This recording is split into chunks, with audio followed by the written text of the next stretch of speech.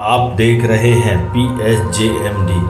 चलिए आज की नई कहानी की ओर। मुकेश और मैं एक ही कंपनी में काम किया करते थे। एक रोज़ हमें ट्रेनिंग पर भेज दिया गया। हमारी इससे पहले औपचारिक बातें ही हुआ करती थी, पर ट्रेनिंग पे हमें एक दूसरे को जानने का मौका मिला।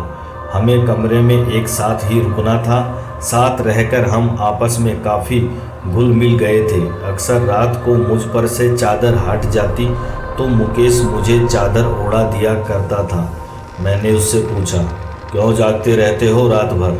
मेरी तो आदत है करवट बदल कर सोने की, चादर तो टिकती ही नहीं। मुकेश ने मेरी बात का कोई जवाब नहीं दिया। अगले दिन वो कुछ शांत नज़र आने लगा। रात को सोते समय मुकेश ने जो मुझे बताया वो न केवल दिलचस्प था, बल्कि कुछ ऐसा था जो मैंने ना तो कभी सुना ना कभी महसूस किया। ऐसा कम ही देखने को मिलता है। बात केवल विश्वास की रह जाती है। मुकेश ने कहना शुरू किया, आप शायद यकीन ना करें, 2003 का साल था। टीवी देखना, लाइब्रेरी जाना, दोस्तों से मिलना जुलना मेरी दिनचर्या बनी हुई थी। ऐसे में एक दिन मैं अपने दोस्त से मिलने उसके घर गया हुआ था। पता चला मेरे छोटे भाई दिनेश की तबीयत खराब है। मैं तुरंत घर को वापस निकल पड़ा। वहाँ देखा परिवार के सभी लोग मौजूद हैं। दिनेश जोरों से चीख रहा है, जैसे उसे किसी तरह का दर्द हो रहा हो। उसकी हालत बिल्कुल भी देखने लायक नहीं थी। 3-4 लोग भी मिलकर उसे संभाल नहीं पा रहे थे। पिताजी ने कहा, इसे तुरंत डॉक्टर के पास ले चलते हैं, पर माँ ने मुझे चुप रहने का इशारा किया। दिनेश चीखता और बेहोश हो जाता। दिनेश की चीखें अब भयानक होने लगी थी। कोई उसका सर दबा रहा था, कोई उसकी छाती मल रहा था। नानी ने कहा, इसे पूजा घर में ले चलो। इतना सुनते ही दिनेश जोरों से चीखा। शायद ये बात उसे पसंद नहीं आई। उसे घसीट कर पूजा घर में लाना पड़ा। यहाँ वो और भी जोरों से चीखने लगा। उसे संभालना मुश्किल हो रहा था, तो हमने उसे एक कुर्सी से बांध दिया। फिर नानी ने उससे प्रश्न किया, बता कौन है तू? सुनकर दिनेश गुस्से में भर गया। उसका सर और छाती अब भट्टी की तरह तपने लगे। उसे अब संभालना मुश्किल हो रहा था। नानी ने फिर कहा, बता कौन है तू? इस बार दिनेश ने गुस्से में अपने दांत पीस लिए। उन दांतों को किटकिटाने की आवाज़ मेरे कानों में दर्द करने लगी थी। उसके बदन की सारी हड्डियां कड़क रही थी। आखिर में उसने अपनी जवान बाहर निकाली, जो काली पड़ चुकी थी। यकीन नहीं हो रहा था किसी इंसान की जवान इतनी लंबी हो सकती है। नानी ने फिर अपनी बात को दोहराया, बता कौन है तू? कहाँ से आया है? इस बच्चे ने तेरा क्या बिगाड़ा है? जहाँ से भी तुम आए हो वहीं लौट जाओ। बदले में जो कुछ भी मांगोगे हम तुम्हें देंगे, लेकिन इस बच्चे को छोड़ दो। दिनेश ने अपना आपा खो दिया। वो इसी तरह कराहता, दांत पीसता, चीखता, चिल्लाता और बेहोश हो जाता। होश में आने पर उसे संभालना मुश्किल हो जाता था। मुझसे यह सब देखा नहीं गया। मैं बाहर आ गया और रोने लगा। उस वक्त मैंने हनुमान जी को याद किया, मंदिर में दिया भी जलाया। रोते रोते भगवान से दिनेश के ठीक होने की प्रार्थना की और वापस दिनेश के पास आ गया। दिनेश के रोने चीखने से वहाँ अब जमघट लग चुका था। लोगों की भीड़ में भी दिनेश उसी तरह की हरकतें किए जा रहा था। उसके शांत होने पर मैंने उसे पानी पिलाया। पानी पीने के बाद वो और भी भयानक रूप में आ गया। उसका चेहरा एकदम काला हो गया, आंखें लाल सुर्ख हो गई। यह वो दिनेश नहीं था जिसे मैं पहचानता था। ऐसा लग रहा था जैसे उसकी आंखें फटकर बाहर आ जाएंगी।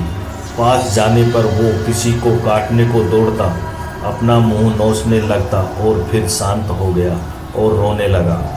मैंने पूछा, तुम कौन हो? क्यों हमें परेशान कर रहे हो? दिनेश ने मेरी तरफ ऐसे देखा जैसे मेरी जान ले लेगा।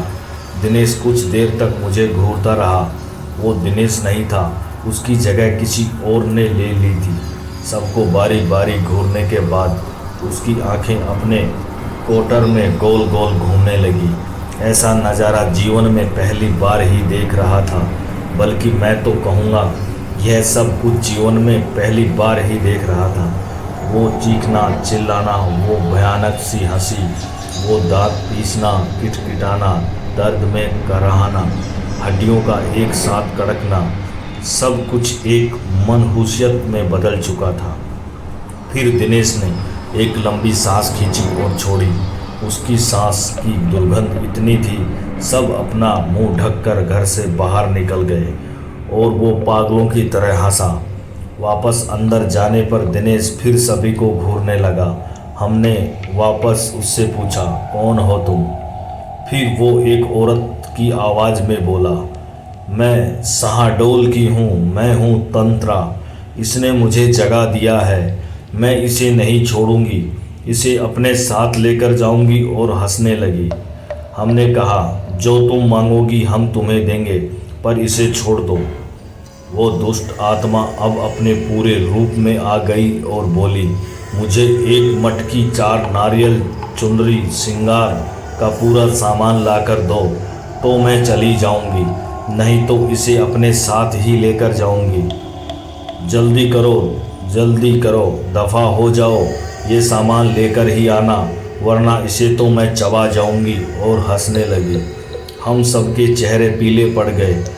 माँ और पिताजी तेज़ी से बाजार की ओर निकले तो मैं भी साथ हो लिया। रास्ते में माँ रोने लगी तो मैंने उन्हें दिलासा दी, सब ठीक हो जाएगा माँ।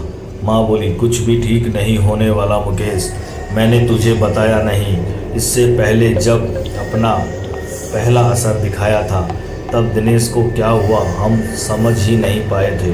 दिनेश के साथियों ने हमें बताया, उस दिन दिनेश के ऑफिस में मीटिंग थी, सब आपस में हंस बोल रहे थे, सब कुछ ठीक था कि अचानक दिनेश की तबीयत बिगड़ने लगी। दिनेश के सामने रखा गिलास उठाया और पानी पिया। पानी पीते ही दिनेश बेहोश हो गया। उसके साथी चौंक गए। 2 लोगों ने मिलकर उसे टेबल पर बिठाया और उस समय उसकी आंखों से आंसू बह रहे थे। वो अपने साथियों से कुछ कहना चाह रहा था, लेकिन उसके मुंह से एक शब्द भी नहीं निकल पा रहा था। उसके साथी उसे हॉस्पिटल लेकर गए।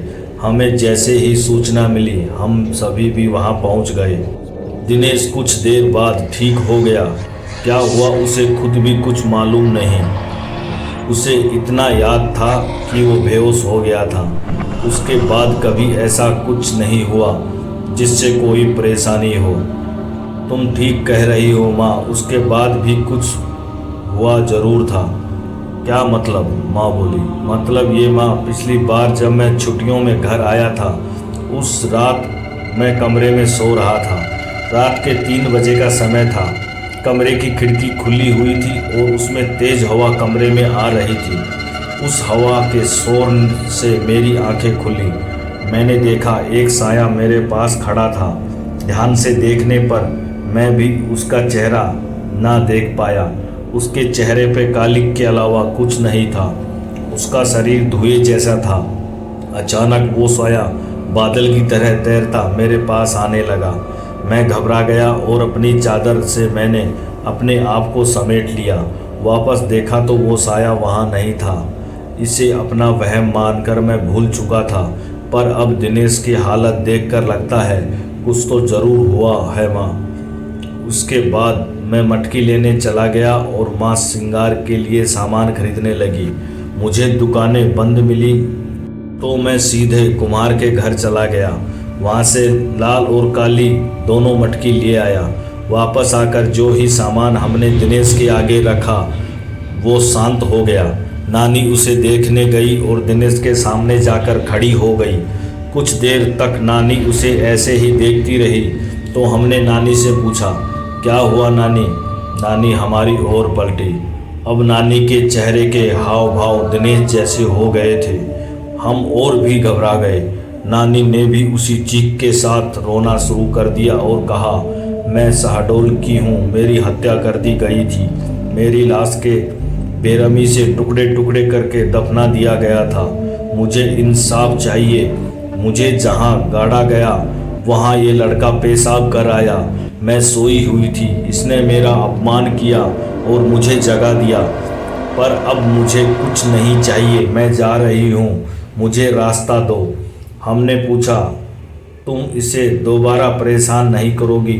वो बोली, नहीं, इसने मेरा अपमान किया, इसकी सज़ा मैंने दे दी, अब मुझे जाने दो।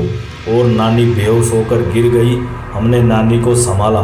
इतनी देर में दिनेश भी सामान्य हो चुका था। हमने दिनेश को कुर्सी से भी खोल दिया।